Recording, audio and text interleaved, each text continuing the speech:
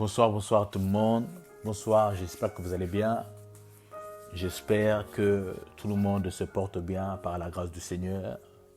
Je suis votre humble serviteur, le frère Christ Alvaro. Donc, je vous salue tous au nom de Jésus-Christ de Nazareth. Donc, avant de commencer, j'aimerais tout simplement faire une petite prière avant de débuter réellement mon message de ce soir. Que le Seigneur vous bénisse abondamment. Donc, veuillez vous incliner. Nous allons prier dans le nom de Jésus. Père, merci pour ta présence. Merci parce que nous croyons que tu es là. Merci parce que nous savons que ce soir, tu as un mot à dire à ton peuple. C'est pour cela, Père, nous nous humilions devant ta présence, Seigneur, pour te dire que dis ce que tu as à dire à ton peuple.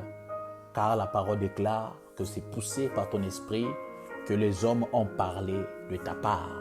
Père, que je ne puisse pas être réellement poussé à travers la chair, mais que tu puisses, éternel Dieu de gloire, prendre la place qu'il faut afin de me guider, afin de m'instruire, afin que le message, soit la trompette que tu veux retentir ce soir, Seigneur Dieu de gloire, que cette trompette puisse réellement être, on va dire, entonnée pour que ton peuple se regroupe, pour que ton peuple réellement prenne conscience par rapport au temps que nous sommes actuellement. Nous te bénissons pour ta présence.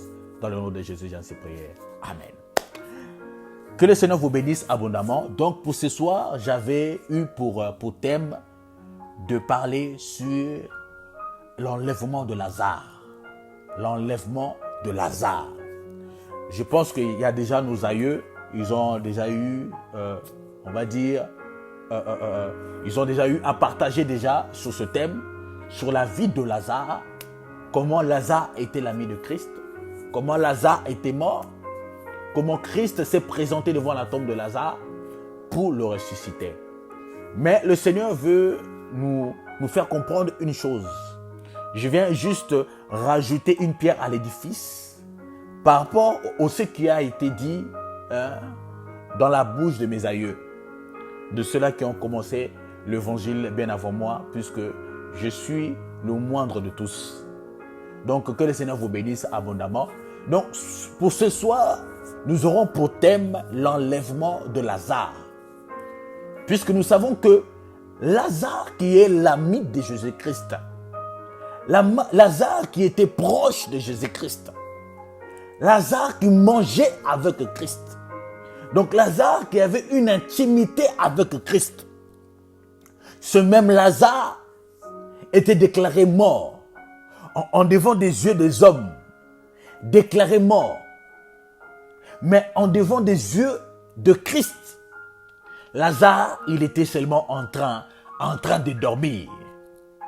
Puisque Jésus-Christ, il va utiliser un langage précis en disant que notre ami est en train de dormir, que notre ami Lazare dort seulement. Et moi, je vais le réveiller. Donc par là, nous comprenons qu'il y avait seulement une personne qui avait le pouvoir de ressusciter Lazare, de faire revenir Lazare à la vie. Il y avait seulement une personne qui avait cette capacité. Il y avait seulement une personne qui avait cette puissance de faire revenir Lazare à la vie. Or que cette personne que moi je te propose ce soir, c'est la personne de Jésus-Christ de Nazareth. C'est pour cela que je viens profiter pour te dire quelque chose.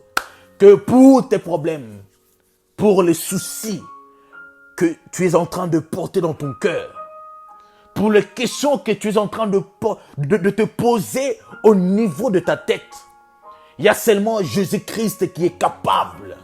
Il y a seulement lui seul qui est capable de répondre à tes questions et de résoudre les problèmes que tu as à l'heure actuelle. Et c'est pour cela que je viens dire à une personne de ne pas réellement se relâcher, mais de se ressaisir. Voilà un peu. De se ressaisir et afin de se rappeler une chose, qu'il y a un Dieu qui t'aime. Il y a un Dieu qui t'aime. Quand bien même la mort vient pour t'emporter. Ce Dieu-là, tellement qu'il t'aime, il te fera revenir à la vie. Il te fera revenir à la vie. Puisqu'en réalité, il t'aime. Parce que l'amour que Christ a pour nous est différent de l'amour que les hommes peuvent nous donner. Tu peux chercher de l'amour auprès des hommes. Tu peux chercher de l'amour auprès de ta famille. Tu peux chercher de l'amour auprès de ton mari. Tu peux chercher de l'amour auprès de ta conjointe ou conjoint. Puisqu'en réalité, beaucoup des hommes prêchent que sur ces choses, dans ce qui concerne le mariage. Mais laisse-moi te dire, le véritable amour, la personne qui t'aime réellement, la personne qui te considère, la personne qui te porte réellement dans ton cœur, la personne réellement qui a un amour sincère, un amour sans hypocrisie. Je te présente Jésus-Christ ce soir, alléluia. Je te présente l'homme de Galilée. Je te présente le Narcisse de Saron. Je te présente El Lion. Je te présente le lion de la tribu de Juda. Je te présente celui qui a vaincu la mort. Je te présente celui qui est sorti vainqueur. Celui qui est sorti vainqueur dans le tombeau, c'est Jésus-Christ de Nazareth. J'aime Lazare. Il y avait une assurance qui était dans Lazare. Il y avait aussi une assurance qui était auprès des sœurs de Lazare. Puisque nous savons que la personne qui est considérée en étant mort, c'est cela qui a péché auprès de Dieu. Et c'est pour cela, à cause du péché, la Bible dira que toute l'humanité a été condamnée en un seul homme, qui est Adam. Puisque Adam, après avoir désobéi au commandement de Dieu, après avoir désobéi à la parole de Dieu, la mort est venue. La mort a frappé devant la porte de Adam. Comme Adam lui-même, il avait déjà ouvert la porte à la mort. La mort est venue. Il a frappé en devant de la porte de Adam. La mort est rentrée. Et nous connaissons la suite. Puisque Dieu avait dit à Adam, le jour que tu mangeras de fruits de l'arbre de connaissance du bien et du mal. Quand nous prenons Genèse 2 au verset 16 jusqu'à 17. Bien avant cela même, Dieu, il va interdire à Adam de pouvoir réellement manger de toutes les arbres qui étaient dans le jardin. Mais sauf à l'arbre de la connaissance du bien et du mal. Puisqu'il dira à Adam, Adam, je te préviens, le jour que tu mangeras des fruits de l'arbre de la connaissance du bien et du mal, tu mourras, certainement tu mourras. Mais nous savons une chose, que Adam n'était pas réellement mort ce jour-là, physiquement. Mais spirituellement parlant, Adam était déjà déclaré comme mort. Adam était déclaré comme mort. C'est pour cela, Adam, en étant dans les jardins, qui est l'image du royaume des cieux, Dieu, il était obligé de chasser Adam en dehors de sa présence. En dehors de sa présence. Car Dieu ne communique pas avec les morts. C'est pour cela, Adam, en désobéissant à la voix de Dieu, en mangeant le fruit de l'arbre de la connaissance du mal qui lui avait été défendu, Adam va perdre la vie. Adam, il va embraser la mort.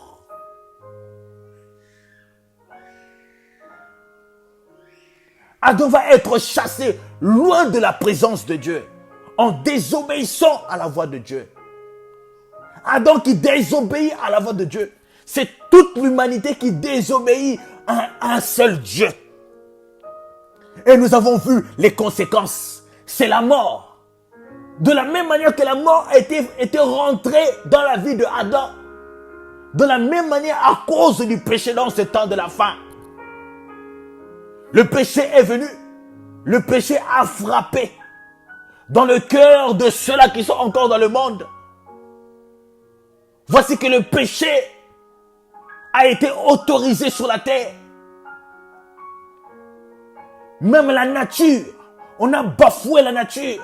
On est parti de au-delà de la nature. Le péché est rentré dans le monde à cause du péché. Car la mort, ce n'est que la manifestation du péché. La mort, ce n'est que la manifestation du péché. Car si tu pêches, certainement, tu mourras. Alors les conséquences de du péché a frappé dans le cœur de Adam. Adam a autorisé l'accès. Et nous connaissons la suite de cela. Adam était mort spirituellement. Spirituellement, Adam était mort. Et c'est pour ça que nous allons voir la vie d'un homme qui s'appelle Lazare. Lazare était l'ami de Dieu. Lazare marchait avec Christ. Lazare dormait avec Christ. Puisque Lazare était l'ami de Dieu. Alors la question que moi je peux poser à une personne ce soir, es-tu réellement l'ami de Dieu? Es-tu réellement considéré en étant un ami de Dieu, un ami du Christ? Est-ce que tu es l'ami du Christ à l'heure actuelle dans laquelle je te parle? Est-ce que tu es réellement l'ami du Christ? La Bible dira que ce jour-là, Lazare était mort. Lazare était déclaré comme mort, était mort, excusez-moi. Et les sœurs de Lazare sont venues voir Christ pour annoncer la nouvelle, pour dire que Lazare est mort. Et tu dois venir pour le ressusciter. Puisque les sœurs de Lazare savaient qu'il y aurait seulement une personne qui aura la capacité réellement de pouvoir faire ressusciter Lazare. C'était la personne de Jésus-Christ de Nazareth. Seul Jésus qui avait le pouvoir et l'autorité de ressusciter Lazare d'entre les morts. Et c'est pour cela que les sœurs de Lazare sont venues auprès du Seigneur pour pleurer à Christ. Puisque en réalité, si tu étais là dès le début, Lazare n'allait pas mourir. Mais comme tu n'es plus là, comme il y a déjà un temps, tu as été déjà éloigné de la vie de Lazare. Voici que Lazare est mort. Combien de personnes sont mortes aujourd'hui? Comme Lazare. Parce qu'en réalité, tu t'es éloigné de la présence de Christ. Tu t'es éloigné de la présence de Dieu. La mort est venue, la mort a frappé en devant de ta porte. Aujourd'hui, tu es mort. Combien même que tu es vivant, mais spirituellement parlant, tu es déclaré comme mort. Tu es déclaré comme mort. Combien même que tu marches dans la rue, combien même que tu te maquilles, combien même tu mets les perruques, combien même que tu mets les tissages, combien même tu mets les talons, combien même tu es debout, mais spirituellement parlant, tu es déclaré comme mort. Tu es déclaré comme mort. Parce qu'on avait dit à Adam, le jour que tu mangeras le fruit de l'arbre de la connaissance, que je t'avais interdit de manger, certainement tu mourras, Adam. Combien de personnes, en devant des yeux des hommes, sont encore déclarés vivants, mais en devant des yeux de Dieu, ils sont déjà considérés comme des cadavres, mais en marchant encore, en étant encore parmi les hommes, mais spirituellement parlant, tu es déjà à terre. Spirituellement parlant, tu sens déjà mauvais. Tu sens déjà une odeur de la pourriture en devant des yeux de l'Éternel. Mais physiquement, on te voit beau, on te voit belle, mais un cadavre debout. À cause du péché. Il dira à Christ, si tu aurais été déjà là, Lazare ne serait pas mort. Quand tu t'éloignes de Christ, c'est la mort. Quand tu t'éloignes de la personne qui donne la vie, certainement, la mort viendra frapper à ta porte parce que tu t'es éloigné de la personne qui donne la vie. Tu t'es éloigné de la personne qui souffle, qui donne le souffle de vie. Tu t'es éloigné de lui. Lazare est mort. Puisqu'en réalité, ça fait des jours que nous sommes en train d'envoyer des lettres, d'envoyer des messagers pour t'avertir pendant que Lazare était malade. Mais tu étais loin de Lazare. Puisqu'en réalité, on savait que si tu étais là, Lazare n'allait pas mourir. Mais comme tu es resté loin de Lazare, voici que la mort est venue. La mort a frappé devant la maison de Lazare. Lazare aujourd'hui est par terre. Lazare est mort. Et c'est là que Jésus-Christ va être accompagné par les sœurs de Lazare, ainsi que la foule qui était là présente,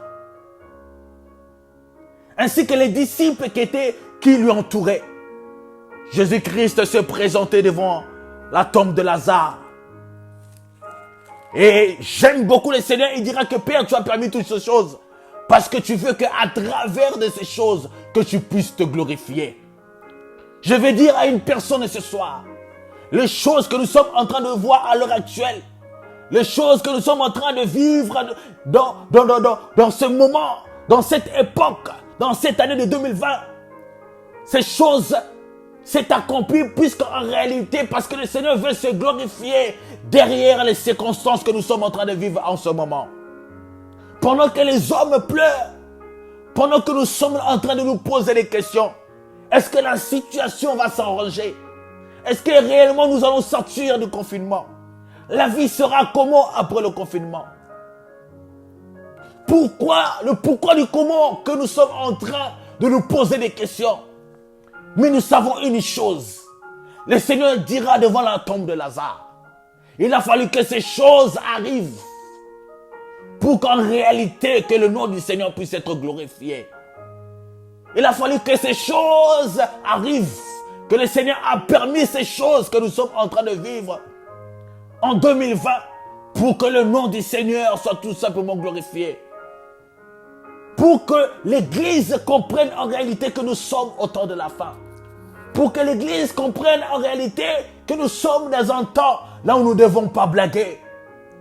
Pour que l'Église comprenne en réalité, pendant le peu des heures qui nous restent sur la terre, que nous devons arranger notre chemin, que nous devons arranger notre intimité, que nous devons en réalité redresser tous les chemins qui étaient tortueux. Et nous devons redresser tous ces chemins afin d'arranger notre intimité avec le Seigneur. Puisqu'en réalité, Lazare doit être ressuscité. Quand bien même il est mort, il faut que Lazare revienne à la vie. Mais le Seigneur a permis toutes ces choses pour que son nom puisse être glorifié. Pour que son nom puisse être glorifié. Concernant les choses que nous sommes en train de vivre, nous devons savoir une chose. Le Seigneur veut se glorifier. C'est pour cela que la parole déclare que dans toutes les circonstances, nous devons rendre gloire à Dieu lui seul. Lui qui est le maître de temps, le maître des circonstances. Et nous savons très bien que cette situation, qu'à travers les événements que nous sommes en train de vivre à l'heure actuelle, il y a des familles qui pleurent. Il y a des familles qui se posent des questions. Il y a de ceux-là qui sont en train encore de murmurer dans leur cœur. Pourquoi, Seigneur, tu as permis toutes ces choses? Pourquoi, Seigneur, tu as permis que je puisse perdre un membre de ma famille? Mais nous devons savoir une chose, que le Seigneur, il fait ce qu'il veut. Il fait ce qu'il veut, à l'heure qu'il veut. Qui sommes-nous pour sonder ou soit pour décider à la place du Créateur? Or qu'en réalité, nous ne sommes que des créatures. Le Créateur, il fait ce qu'il veut. Et nous, en retour, nous disons seulement gloire au Seigneur. Gloire à son nom, lui qui est le maître de temps et des circonstances. Et c'est là que nous connaissons la suite par rapport à la résurrection de Lazare. Jésus-Christ va se présenter devant la tombe de Lazare. Après cela, Lazare va être ressuscité. Lazare doit être ressuscité. Or que quand vous lisez les Écritures, vous allez comprendre une chose, que quand vous prenez même Luc, le chapitre 24, le verset 50 à 53, la Bible dira qu'avant l'ascension, avant que Jésus-Christ parte au ciel, Jésus-Christ a ramené les disciples dans la même ville qui s'appelle Béthanie, là où Lazare était mort. Jésus-Christ va refaire le même mouvement. Il va ramener les disciples dans la même ville de Béthanie c'est dans cette même ville, la Bible dira que Jésus-Christ va bénir les disciples. Après avoir béni les disciples, les Écritures la Bible dira que Jésus-Christ va être enlevé au ciel. Jésus-Christ sera enlevé à Béthanie. Lazare aussi va être aussi mort. Lazare était aussi mort à Béthanie. Mais nous pouvons dire que c'est une coïncidence. Mais Dieu ne fait pas les choses en vain. Puisque la Bible est un livre prophétique, alors toutes les choses, les mouvements que nous voyons dans les Écritures, cela a un but, ou soit un message codé qui est caché derrière. Jésus-Christ devait encore revenir dans la ville de Béthanie. Puisqu'en réalité, Lazare qui était mort, c'est l'image, on va dire, si nous disons que c'est l'image du monde, c'est l'image du chaos, c'est l'image des ministres de Dieu. C'est l'image des enfants de Dieu qui sont morts à l'heure actuelle. À l'heure actuelle. Spirituellement, physiquement, Lazare est mort. Lazare était déclaré comme mort. Mais il y avait seulement une personne qui avait le pouvoir de pouvoir réellement ressusciter Lazare d'entre les morts. C'était le Seigneur Jésus-Christ de Nazareth. Puisque l'enlèvement arrive, mais Lazare est dans la tombe. L'enlèvement va se faire à Béthanie, mais Lazare est encore mort. Lazare est dans le tombeau. Mais l'enlèvement arrive. Lazare est encore dans le tombeau. Je pense que si le Seigneur était revenu avant ce confinement, je pense que beaucoup de personnes allaient rater l'enlèvement. Je pense que beaucoup de personnes allaient rater l'enlèvement. Le Seigneur a vu que, en réalité, nous étions dans une distraction totale. Le Seigneur a vu les messages qui étaient prêchés dans nos églises. Le Seigneur a vu la motivation, nos motivations en venant même dans nos lieux de culte. Nous étions motivés à venir que à l'église, ou soit pour rencontrer une sœur, ou soit pour rencontrer un frère, puisque dans nos églises, on nous a que prêché sur le mariage, sur le conjoint de ta destinée, la conjointe de ta destinée. La plupart venaient que dans le lieu de culte pour chercher une sœur, que pour chercher un frère. La source de motivation a été perdue. Les hommes ont oublié leur objectif. Nous avons oublié notre but. Nous avons oublié notre destination. Or, le Seigneur nous a appelés en Égypte. Nous devons maintenant quitter l'Égypte. Maintenant pour aller dans la terre promise. Puisque notre but, c'est la terre promise. Mais nous avons oublié le message. Nous avons oublié la destination. Nous avons braqué notre mémoire ainsi que nos projets que dans ce monde terrestre. Or qu'il y a une vie meilleure qui nous attend. Il y a un projet meilleur qui nous attend. Il y a une vie meilleure qui nous attend. C'est auprès du Seigneur. Mais voici ceux-là qui sont morts. Beaucoup sont morts aujourd'hui. Beaucoup sont morts aujourd'hui comme Lazare. Beaucoup sont morts. Beaucoup sont déclarés comme morts. En étant éloignés de la présence de Dieu. En étant éloignés de la sainte doctrine. Combien des églises locales, avec leurs plusieurs membres, des 1000 membres, des 100 000 membres. Or que la plupart des membres qui viennent, ils sont déclarés morts comme Lazare. Puisqu'en réalité, le Seigneur était déjà loin d'eux. Le Seigneur était déjà loin d'eux. Le Seigneur était déjà loin d'eux. C'est pour cela qu'il dira dans sa parole, comme tu as rejeté la connaissance, comme tu as rejeté la connaissance, comme tu as rejeté la connaissance, je te rejette aussi. Je te rejette aussi. L'Église ne cherche pas à connaître Christ. L'Église ne cherche pas à avoir une intimité avec le Seigneur. L'Église ne cherche pas à avoir une relation intime avec son époux. Et au lieu de rester dans la présence de Dieu, nous sommes rentrés dans l'idolâtrie. Nous avons commis de l'abomination spirituellement. Nous nous sommes allés prosterner devant des faux dieux. Le faux Dieu de la vie, le Dieu de ce monde, le Dieu du matériel, le Dieu de l'argent, le Dieu de mariage. Nous nous sommes trop prosternés devant ces faux dieux.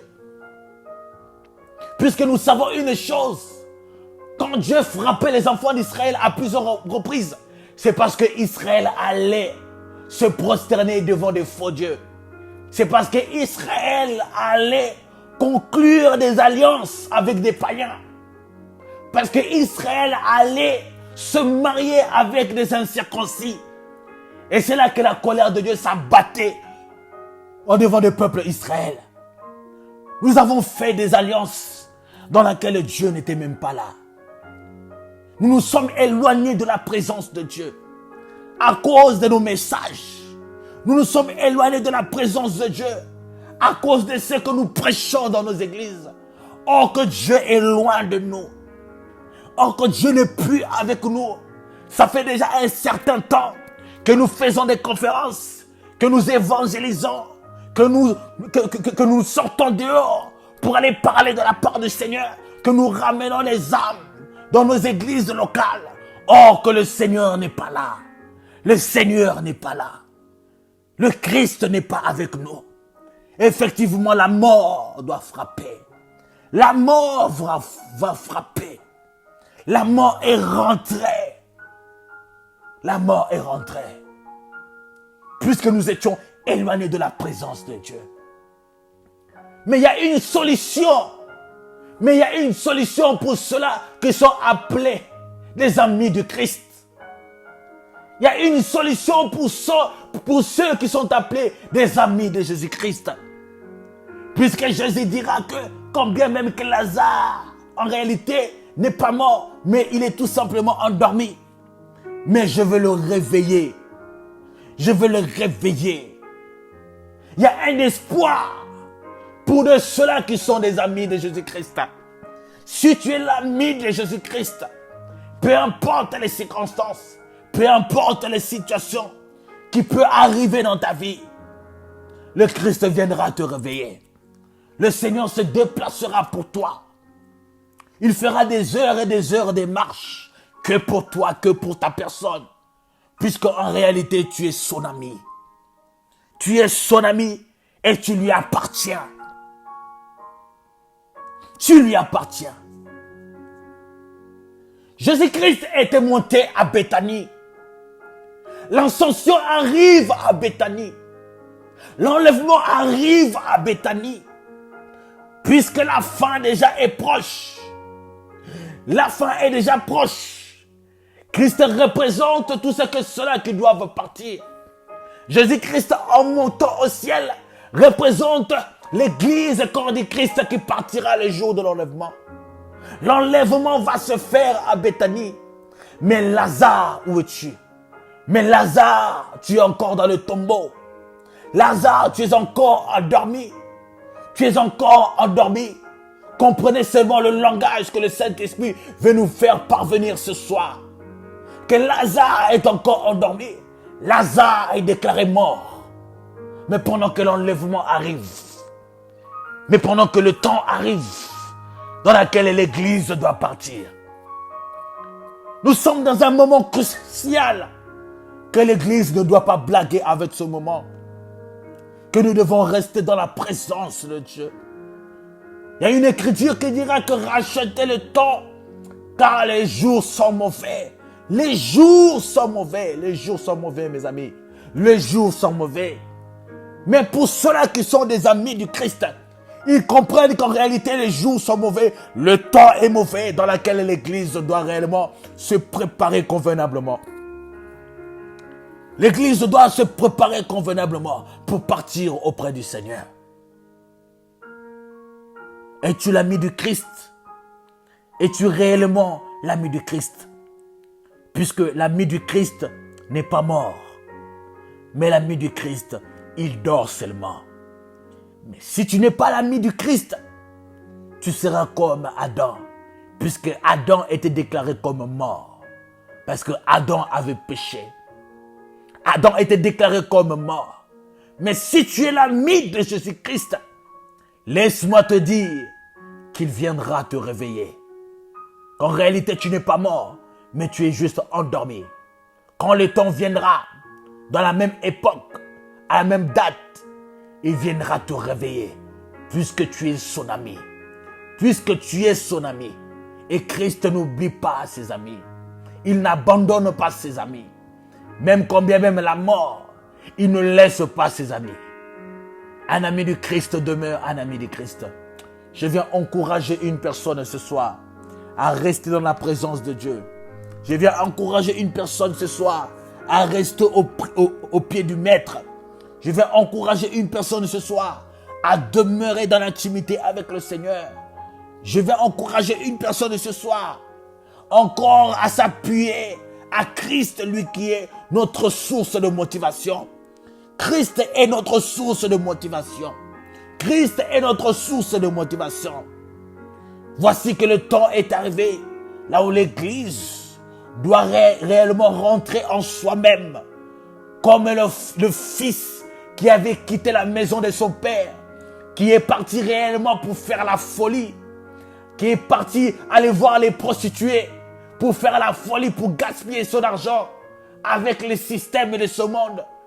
Et il y a un moment, tu dois rentrer en toi-même, de prendre conscience que je dois revenir dans la présence de Dieu. Or qu'en réalité, ce fils prodigue représentait la personne aussi de Jésus-Christ. Le Christ a quitté le ciel. Il est descendu. Il s'était séparé de son Père afin de se revêtir un corps qui est descendu avec la richesse qu'il avait auprès du Père. Or, la richesse qu'il avait auprès du Père, c'était tout simplement l'interprétation de la loi et des psaumes et des prophètes. C'était ça la richesse de Christ. Christ est descendu avec toutes ses richesses, mais tout simplement pour aller voir les prostituées. Nous étions des prostituées, mais Christ est venu en devant de nous. Christ est venu chez nous. Christ est venu chez nous pour nous communiquer, pour nous donner de la richesse qu'il avait eue auprès de son Père. Il est venu, il a communiqué cette richesse avec nous. Et ensuite, après avoir communiqué cela, puisque pendant que le fils prodigue était en train de rentrer dans la maison de son père, il était content. Et il utilisera un langage pour dire que mon fils qui était autrefois mort. Par là, nous voyons tout simplement l'image de la mort et de la résurrection de Christ. Puisqu'il dira, mon fils qui était autrefois mort, mais le voici revenu à la vie. Mais le voici revenu à la vie. Faisons un festin pour notre fils, puisqu'il est revenu à son Père. Et nous devons le récompenser doublement. Et nous devons l'élever encore plus, puisqu'il a reconnu la faute qu'il avait eu à faire. Et il est revenu à la maison. Nous bénissons le Seigneur, notre Rédempteur, notre force, notre source de motivation. Quelle est notre source de motivation? Quelle est notre source de motivation? Quelle est ta source de motivation en faisant l'œuvre de Dieu? Est-ce que tu le fais convenablement parce que tu es amoureux de Christ, ou soit tu le fais par intérêt? Parce que tu as un intérêt. Parce que tu as un intérêt. Quelle est notre source de motivation? Au début, nous avons servi Dieu avec des motivations terrestres, avec des motivations qui ne donnaient pas gloire à Dieu. Voilà les conséquences. Nous voyons les conséquences. Voilà le résultat. Le résultat, nous avons vu le résultat. Puisqu'en réalité, notre source de motivation n'était pas bonne. Notre source de motivation n'était pas bonne. Voilà le résultat que nous avons eu de ce corona. Voilà le résultat. Le Seigneur nous demande ce soir, tu viens le servir avec quelle source de motivation? Tu viens le servir avec quelle source de motivation? Quelle source de motivation? Puisque en réalité, lui-même qui sonde le cœur, il sonde ton cœur. Et il sait réellement pourquoi tu le sers. Il le sait. Quelle est ton source? Quelle est ta source de motivation à le servir? Répondons-nous. Répondons-nous sincèrement. Si autrefois, Seigneur, je t'ai cherché, si autrefois, Seigneur, je te servais pour le bien de ce monde, je te demande pardon. Pardonne-moi parce que j'ai failli, puisque ma source de motivation n'était pas bonne. Alors je viens de m'humilier afin que tu puisses me pardonner. Je reconnais mes fautes, je reconnais mes torts. Père, pardonne-moi. Nous devons nous repentir et réparer avec le Seigneur. Reconnaître que nous avons failli. Nous avons failli.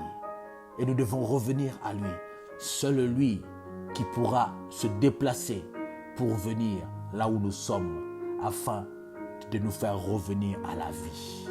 Afin de nous faire revenir à la vie. Puisque la solution lui appartient seule. Seule à notre Seigneur. Quelle est notre source de motivation, Église? Église, quelle est ta source de motivation? Le Seigneur te dit ce soir, quelle est ta source de motivation quand tu me sers? Quelle est la source de ta motivation? Est-ce que tu me sers réellement de tout ton cœur, de toute ta pensée, de toute ton âme, ou tu me sers par intérêt pour le bien de ce monde? Répondons-nous sincèrement et revenons à Christ, notre Seigneur et notre Sauveur. L'enlèvement est proche. Préparons-nous. Que le Seigneur vous bénisse abondamment.